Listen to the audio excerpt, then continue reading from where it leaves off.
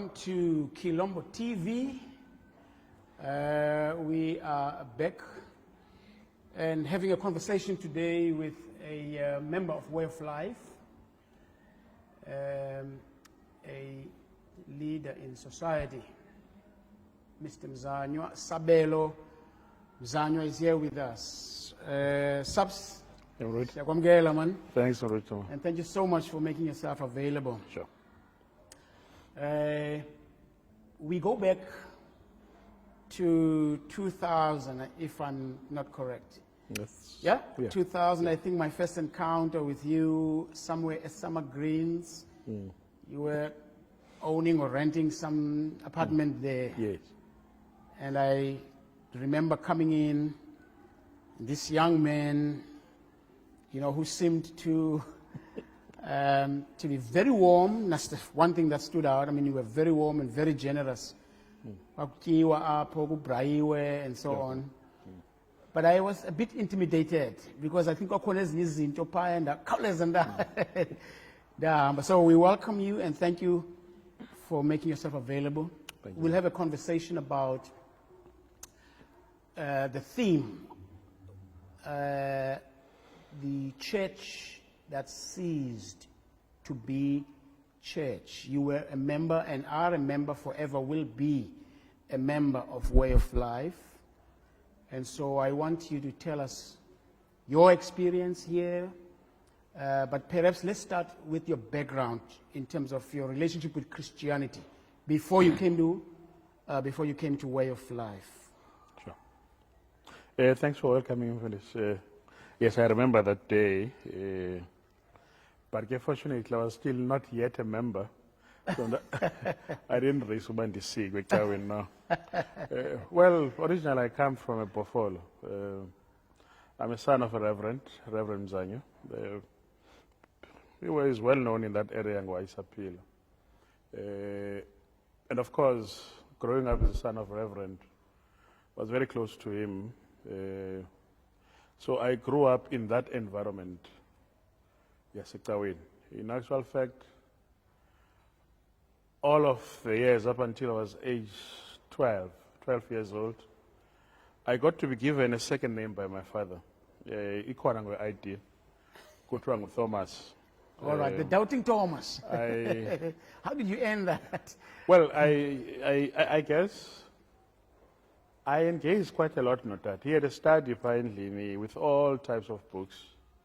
He would prepare for his sermons, counseling, and everything else he was doing. But of course, when he got to preach, there are certain things that I questioned, but not in doubt, but of course wanted to expand in detail. And some, he continuously made me to believe that I will not be able to see it.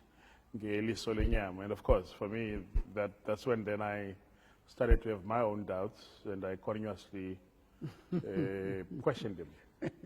So I remember I was 12 years old when in Vale Pakuya started and explained why he is certain that I deserve for him to give me a Christian name, Thomas, and explained who Thomas was. And of course, he wanted me to continue to have this inquiring mind. But as I do so, I shouldn't really inquire mostly existent Katiklo in particular. So that's my background. Came to Cape Town, studied UWC. Even there, I got involved. I was a member of MedSoc. Continued to Konza there. But then when I left UWC, because I was working that time, I think I was working for Minister Balfour. So I went to rent an apartment at Summer Greens, as you have alluded to. But I was not at that time the cons. I didn't. After university, I didn't. But mostly after Cape Town, I was preoccupied with sport, rugby in particular. It was Kwalanga, go to the Sunday League, and rugby being one of my favorite sports. So, and I think in my own right, I can claim that I was a star player as well there. So most Sundays, then I got preoccupied with indoor rugby, and I didn't. There's all kinds, of course, everyone no Moza. And of course, he approached now Zangenza in a way, because as I said, I had this inquiring mind. I had this name that I really lived in practice. So now, Zanga's, but sometimes, you know, for this, there is in fact, maybe we'll talk about it today.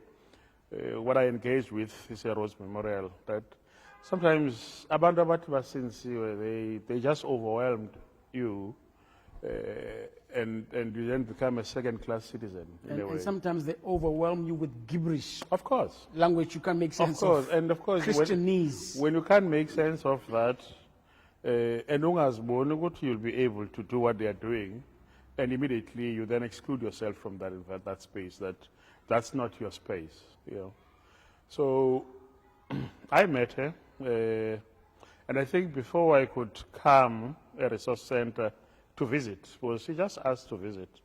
I think before that there was supposed to be an end of the year function, if I'm not mistaken, somewhere in Presidential Hotel, which I happened to attend. Of course, here in Bektawa, and of course, Kwabazalwan. I remember I'm not sure if either I was overdressed for the occasion or I was dressed to be noticed, because everyone then kept on giving me names. Tito Mboweni. At that time, Tito Mboweni was governor of Reserve Bank. So it's fine. I can be sarcastic in a way here. So I kind of felt that I think I belong here. You're being affirmed here. So I'm fine. I'm cool. You know, I can regularly visit, which of course I then came to Way of Life, and Jabona ge lo putwe kala to be friend to Sumaila. Okay. But I think as I said, I had a father who was well read in terms of theory, theology, and was very thought-provoking, whom also had the room and patience to be engaged at all levels. So when then I visited the first few Sundays that I attended, I kind of related a bit, because I saw that there's no impatience. Also, the way the word is interpreted, and in a way also there's room also to engage.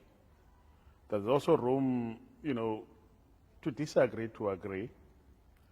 And I can't be a question over status and experience yako.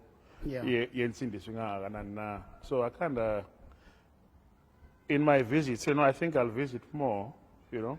Maybe for the first time, I don't mind being called a member as well, you know. And that's how I continued to be a Way of Life. I think, with all honesty, after university, Way of Life was the only official church, really, you know, that I attended.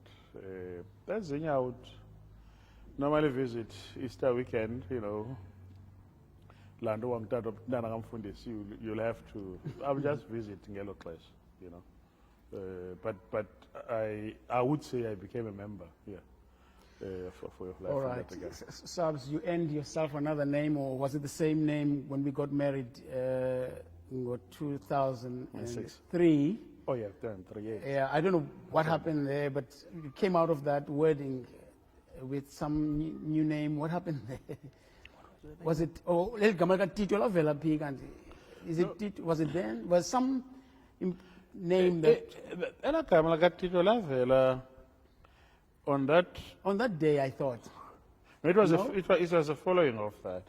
Lavela But you had you made an impression on that day. Again, was it dress code? What was it again? Well, there were two things that I did on that day. I think I was the official photographer, by the way. Official photographer, Yeah, yes. I was the official photographer. Of course, volunteered to, no one asked me to do so, but, and I more or less was dressed as, not same attire, but more or less, yeah, you know. You stood out. Yeah, You had a I think the hat. presence and everything else, you know, I was noticeable. Which leads me to this next question. You were kind of intimidating to me. I tell you why. I mean, you come out of UWC, you had played a significant role in the leadership, student politics and the leadership there. You were a staunch member of the ANC at the time. You were working for the Minister Ngonde Balfour at the time. I mean, all of those things were, were significant. But one thing that sort of hit me was just the level of humility. And I want us to talk about this, Sabs, how you managed to stay. I said to you jokingly earlier on, you've always been a fly on the wall in this church.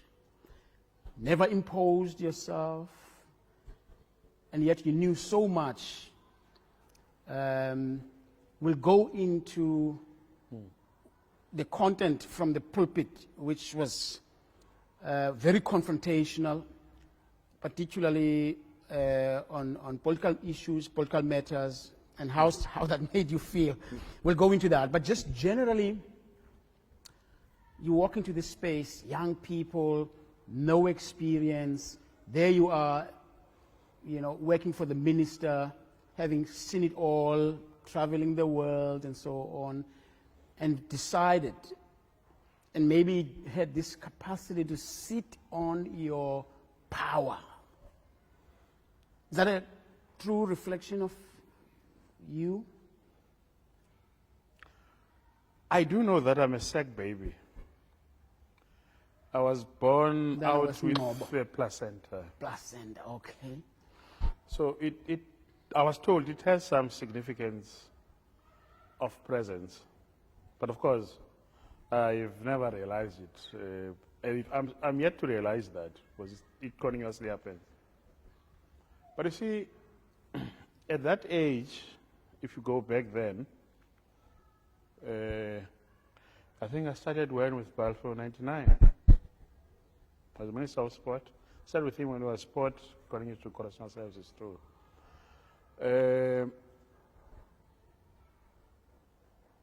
I was not overwhelmed because I'm in that office per se. I was always of the opinion that I'm there to add value, more than that, because I was not done a favor to with that office. I happen to be known my role in student politics, but also I was known in the sport environment as well, back home. Because Balfour is from Alice, I'm from Fort Beaufort.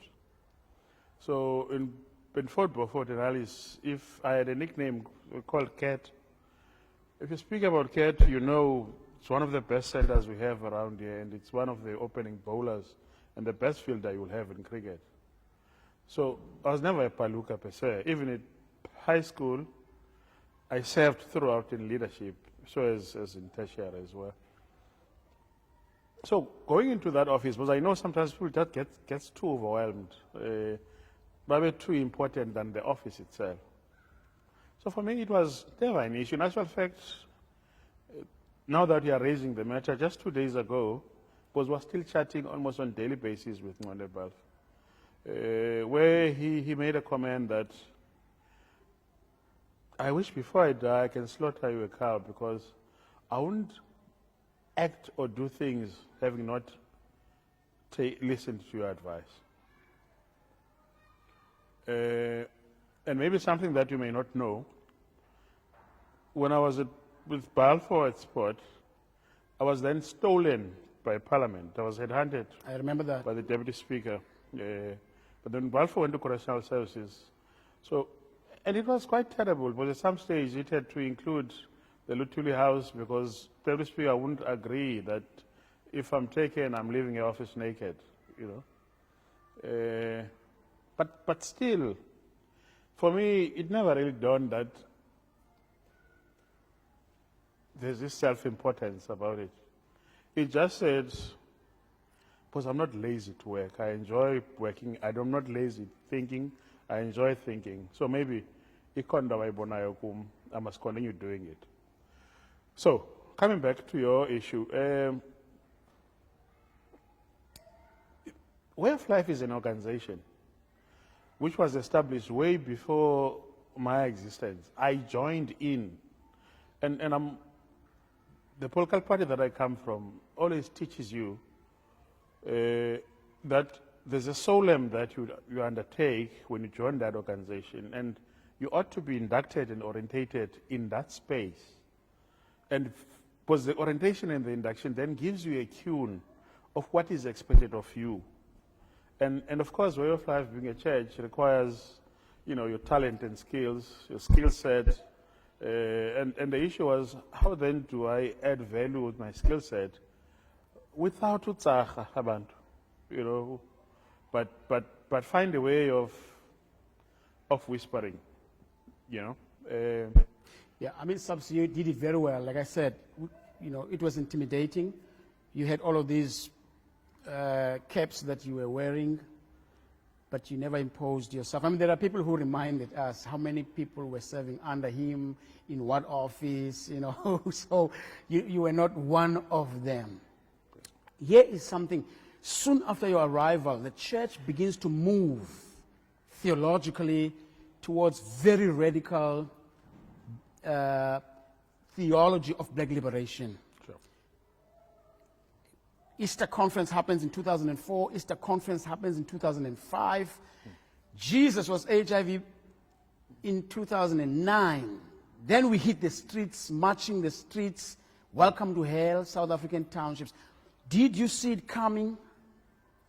Did you see us going in that direction when you arrived or soon after you arrived? Well, I knew that, I think from day one, from the day before I could come to the church service, I think, as I said, I met most of the church members at the end of the year function in Presidential Hotel, and I remember there was also an incident of one of the members who was trying to commit suicide, off scene, whilst we were at the event. But how that incident was swiftly dealt with, it made me to realize that I can operate in this environment, because it was never like announcement and everyone, how they behave, But of course, there were certain tasks that were given to certain people to go and handle the matter, and the event, quietly, and the event continued. Yeah. And I said, we didn't erupt into. I realized my exactly. So with that experience and coming now to Ektawen, you get to realize that, look, it's a church that wants one to think out of the box. And secondly, it interchanges between thought-provoking and controversy. And sometimes the controversy part becomes purposeful and intentional, but of course, is then supported by, theoretical background to it. So if one is just going to challenge it at face value, and then that person would be found wanting. And of course, it made it easier even for people like myself who may not be a staunch, I would say staunch church person, to be able to explain and justify it. To be able to say, but did you think about 1, 2, 3, 4? Because those that knew me being associated with the church, asked these things, And of course, they even took it further to say, but there seems to be some alienation on the Azapo side in relation to this church. So leanings towards black There's consciousness. more leaning to the Azapo side, and I'm sure they should be conscious that there are people like you in this church. So my take was, maybe it's the black consciousness concept that even ourselves within our own organization, we speak in tongues when it comes to that concept. We just speak about non-racialism, but we then don't deal with the actual issues. When we know that it's some of the things that we need to be dealing with. So it's okay if it comes from that environment. But what I'm not sure about is whether the church community would then understand the direction of the church the way I do. But for me, I can relate to it. Because you see, it had politics of the soul. And my understanding about politics of the soul is linked also to the whole concept of hope and faith. Because hope and faith deals with the soul. But then, if you don't politicize the soul, you might have a different understanding of the hope that you're wanting to hold on, or the faith you want to hold on. So for me, I that's why I existed in comfort. But of course, was it at any stage too close for comfort? No, look, I think there was a stage where I kind of felt that it was a bit personal, especially every time when it leads towards elections. The bashing of the ANC, I found it to be unnecessary. And of course, jokingly, you would, in your preaching, sometimes point to my direction, which now I became the subject matter as if,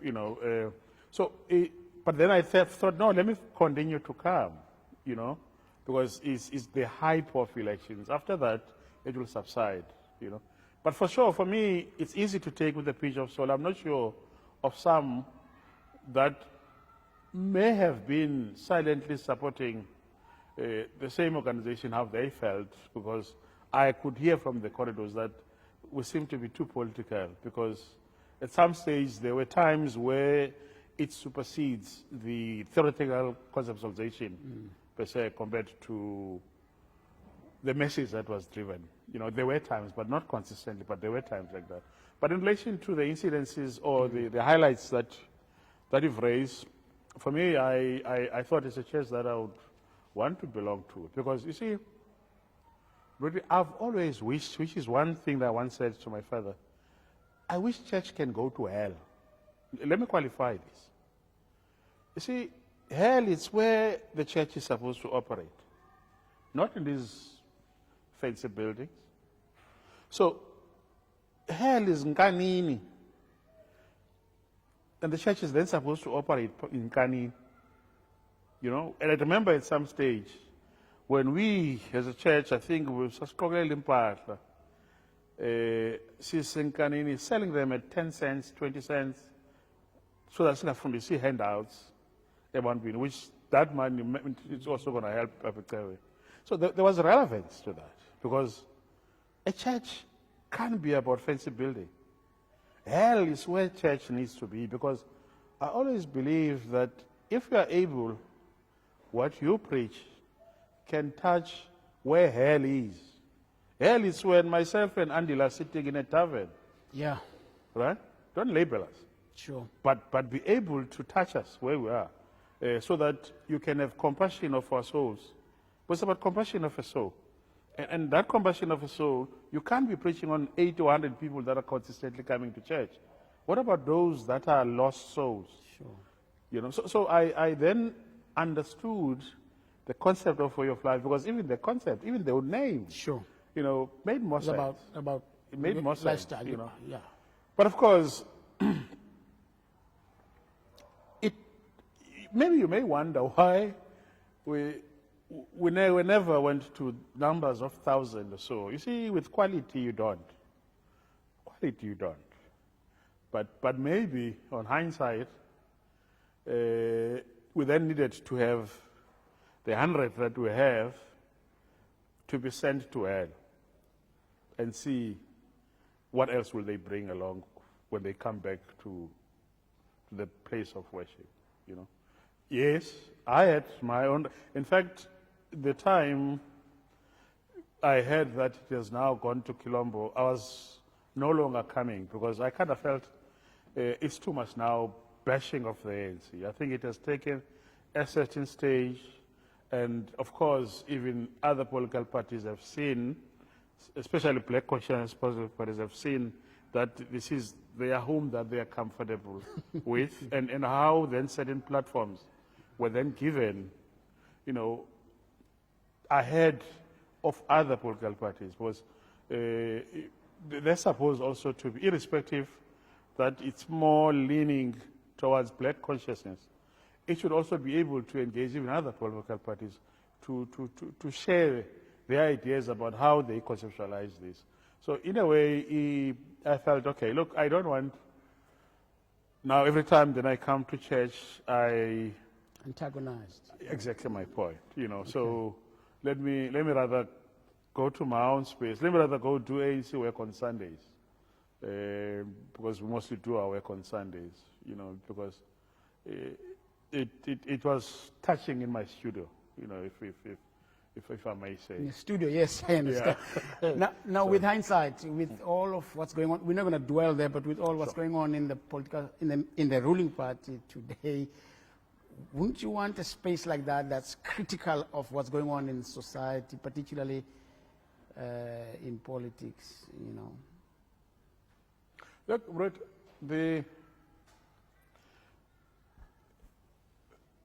I mean, a spirituality that engages society in that manner. As I said. And we were not card carriers, so we could say whatever we could, you know, and so on. But you see, when one does that, there ought to be uniqueness, so that it's not seen that, oh, by the way, this has been said by so-and-so. And then once you're then able to juxtapose what has been said here and here to be in the same center, then it then creates an impression that there's no uniqueness in this regard. Because, you see, people that come to church, or should I say, people that are disenfranchised, want to sleep today knowing that my today was better than yesterday. And that even if they are not guaranteed, but they sleep knowing that the tomorrow is definitely going to be better than today. So how then a church do that without any ambiguity? That it then guarantees my being, that my today is better than yesterday. And I'm looking forward to tomorrow because I know for sure it's going to be better. So, and all of these things revolves around two things: hope and faith. Hope and faith. So how then do we have a proper church system, a spiritual house that, without being linked to any political space, it's able to stand tall with these two concepts of hope and faith? Because you can look around here where the church is. Everyone that's around here wishes to have hope, wishes to have faith. Maybe it was not made for church. No, maybe didn't allow church to go too much out to the community. Maybe you wanted to echo what you thought should be listened to, but in a different platform. In a sense that, if you were to echo what you echoed, which I was convinced it was correct, but through and directly to these communities, without being worried what church operates where, but be able to go to those communities and be able to say, but this is what needs to be happening to yourself as a black person, to yourself as a person of God, and to yourself so that tomorrow you can be hopeful. But over and above that, we have recruited a group of skilled persons as well that may even assist you with their skill sets on certain things that you may need, you may not have answers to. For me, I think that's a church required now, which cares less about what political parties do, because it's not for the camera. Now, if I were to tell what political parties do, you wouldn't necessarily want to be associated with them, because they may be providing hope, but do they provide faith? Do they? What's the difference? Right. You tell me, actually, was it what? You're the one who taught us this. So you say, let's leave that one. Subs, before we go to the most sensitive part of our conversation, once we have, as a leadership, we went away for some strategic planning, and you were part of that group. And we were dealing with all kinds of things there, but we came back so invigorated because of a song that you had given to us, the Lord lift us up where we belong. And we were a singing church, so we took hold of that song, and we couldn't stop singing it. Do you remember that? Yeah, I remember that. I remember that. It was one of critical sessions we ever had. And I think it needed a collective leadership skills for us to come back in a united force that we had. And I guess there were different things that were whispered to us. I won't tell you how I ended up with that song and how we ended up ensuring that everyone sings the song, and we even came to church after that session, and it was one of those. In fact, even I remember. It was a beautiful moment. I remember. This is now nostalgia. Sometime 2 years ago, I think I was a program director in one function who Wendy that was decorating it, and later on, Joe came to collect. We reminded each other of that song. That song, So I remember that day. It was one special It just moment. hit the spot, man. There was a yearning in us. Lift us up to where we belong. And then we had this privilege to see you on your wedding day, no more. And I was honored to be invited to officiate there. I remember my sermon, or whatever words there. To have and to hold. To have and to hold. And to hold. And today you have two beautiful girls, a proud father. Subs, our church then experienced a Damascus, a painful Damascus, a crisis of faith that hit me in 2016, and I could no longer hold in tension the Jesus who is supposed to be able to save us, and the condition of black people. By then, I think it was clear to everyone that Jesus was given a notice in this church. Sure. You had already left. And April 2016, I announced I said I denounce my faith. When you heard that? At first, I thought it was a joke, because my wife was heartbroken. You must remember, her and the rest of them,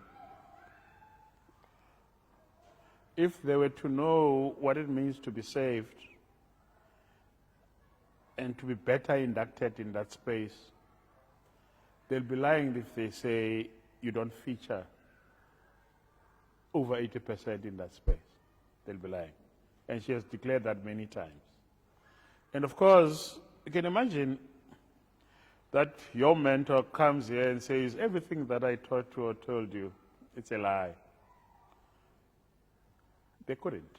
And then I saw them gathering, trying to find ways of convincing you or finding people to convince you. They even approached me. I said to them, I have left, remember?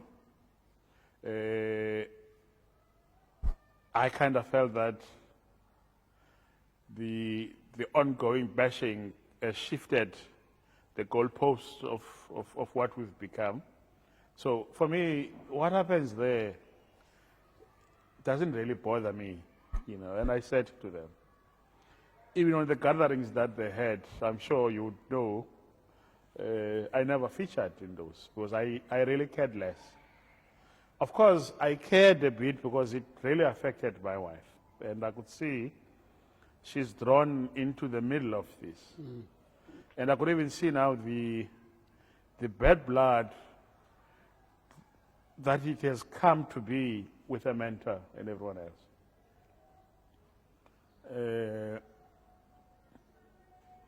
You're tearing now, Faye. You're tearing now. It's No, touching a spot. yeah, so.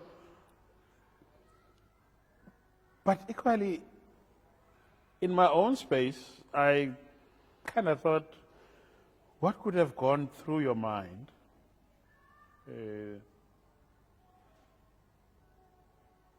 Why would you, after you've been so much gifted? Because I've never, I've been listening to so many people. The way you simplify the word, you're damn gifted. So why would you all of a sudden contradict your being? But of course, at some stage, I think I tried to reach out. You were supposed to go for a run. That ain't brought together and join, but no, I can't run. I'll create potholes, you know.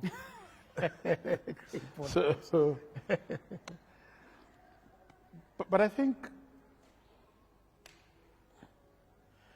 that whole process,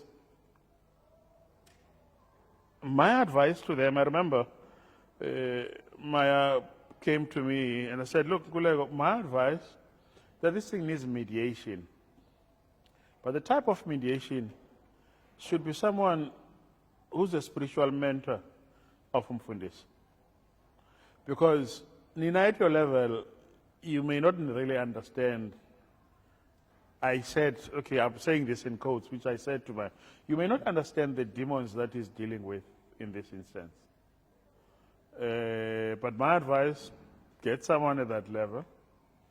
It's not going to help even if you bring legal, whatever you can do on this. Because he needs to deal with himself. And it was easy for me to do that because I don't see the sense of attachment. I have no sense of belonging. You know, I've detached myself from that space. But of course, I can't ignore it because I feel the pain. Yeah, at home. At home. I feel the pain at home. But one thing we do there in our house, if our tete nobani, it doesn't happen that way. It's your space. Deal with it in your own way. I've got my different view. I may avoid but I can still drink coffee anywhere. You know. But of course, there was obviously character assassination about the people that surrounds Kilombo. And of course, if it comes from Abazalwan, you know. But what pained me most was how all of this also gets to affect the well-being, Katera, being threatened about into the Zindri process, which I said, okay, on that part, maybe if I need to be called upon, I'll be available, you know. But this whole other process, I still believe you may not solve it around the table, it's got its own spirituality on its own. You know, you don't wake up and denounce God. You don't. When all your life you've lived for God. So it then needs bona bengabazalwane to start calling for spiritual interventions so that a sense of acceptance of where you've decided to be, it then can be shown to them through a spiritual realm that they'll find solace in it. Because if now they're just going to understand, because remember, you've got people that may have been coming to church for 15 years, for whatever years, and there's nothing else that they know, because you become conditioned. You become conditioned. It's like going to school, you know, you become conditioned. Now, all of a sudden, that process is just being put on hold permanently. And it's difficult then for a person to just readjust to that, especially because it drives, they drive it with emotions, of course. And in as much as I say, I'm detached, but you could see how much it's hurting, because the whole grouping now had this network revived. Even with this, we are still talking. Why now are being called? What is it about? You know, there's that element of mistrust. There's that space. I'm sure you might have had some cancellations as well in some of. But of course, back of their mind, there is an understanding or a wish that says,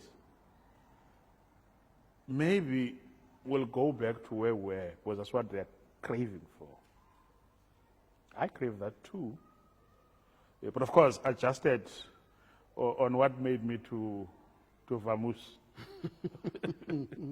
So I think, in as much as some might have found different homes, but because it's not going to match what they were accustomed to. You know, it's really not going to match it. I made an offer to some of them. I said, listen, I'm enjoying Metro at home every Sunday after waking up for 30 years. But if I must come here for you, I will. The interpretation of Scripture is my sole responsibility. And we did not find each other there. They said, no, what we want is the space. You go this way. And so we hit a wall. So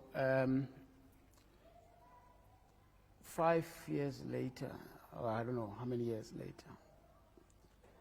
you know, we are now reflecting on that pain. Words was exchanged, which have remained and scarred some of us. But, I mean, I asked the question now, Kutembis,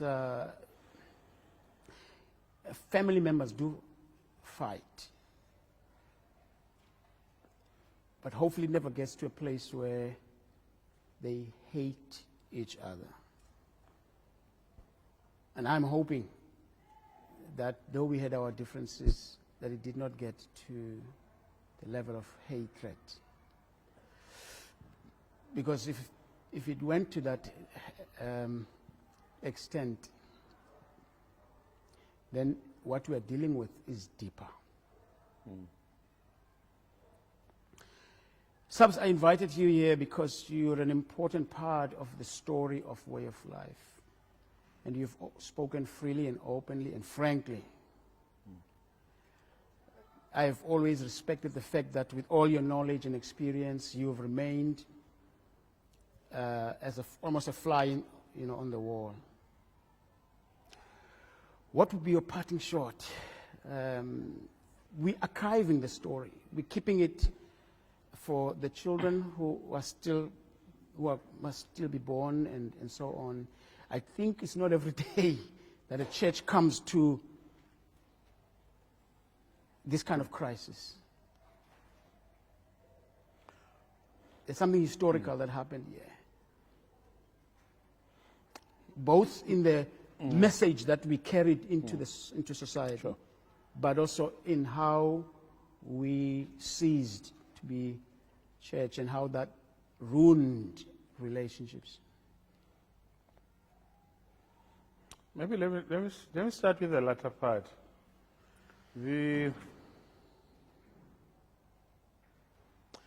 challenge of what has happened in the last 5 years is that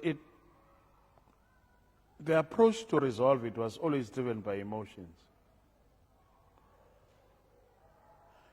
And some of these emotions, they get to have certain connotations to certain individuals. Because personally, I find I don't see any necessity for someone not to come and share their views, even if they may be harsher. It's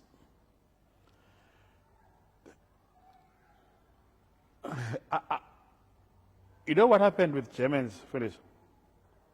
It took so many years for them to heal, and they've not healed enough because they closed the space to speak about the experience of the Hitler regime.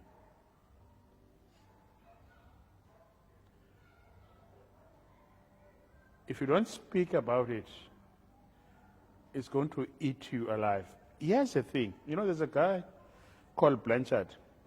He's a scholar of psychology. He says, beyond behavior, there's what we call way of being. Way of being is how we determine or do things. If it was raining outside and I get to my car, as I get to the corner, I see a mother with a child, kuneta. Am I obliged to do? No, I'm not. If I don't feel like, I can't then be found guilty of doing that. It's a way of being. Way of being supersedes behavior. Now, with people, we tend to box each other. If I've got an issue with you, I'll put you in a box so that I find ways to avoid you because you are in that box that I've locked you in. So my view is that what has happened in these years, you still then have people that might have boxed each other. And different ways to deal with that. You may then find out that Valdo or Sia or whoever is closer to you, and they're also closer to me too. And they know you better, so as me. And therefore, through them, can be able to unbox each other. But maybe to close this properly, maybe such a healing session, it doesn't necessarily mean things are going to go back, no. It means that we're on the 18th hole. So it's a putting shot. Because you'd want after that putting shot, if you go to the 19th hole, which usually it's a bar, it's okay. Or you want to go home, it's still okay. So there needs to be a way to unbox that process. I want to make one last point. One last point. You see, a beehive. Because in that beehive, bees, they go to these flowers and take ubus. Or sugars that they will make ubus in that. In a honey bed.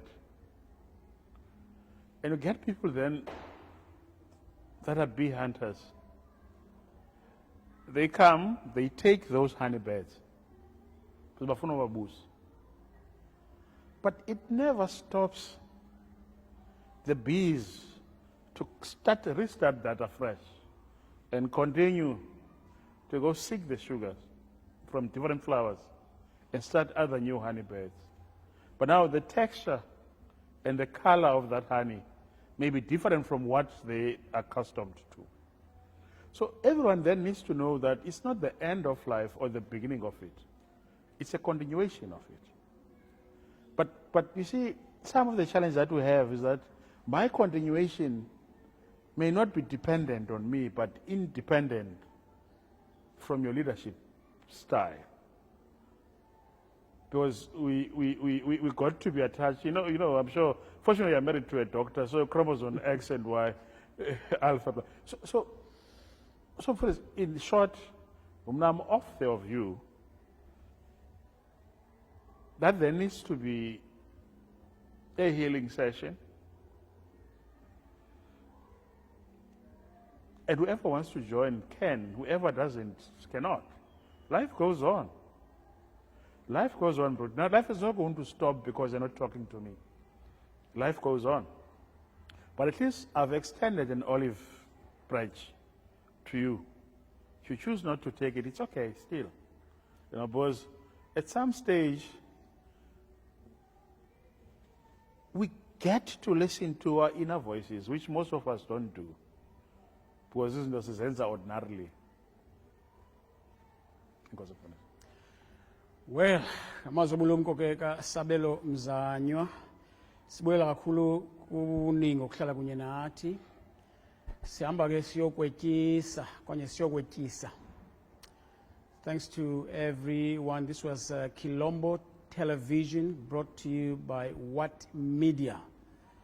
Siyaqhubeka ke nale ncoko, archiving the story of a church that ceased to be church.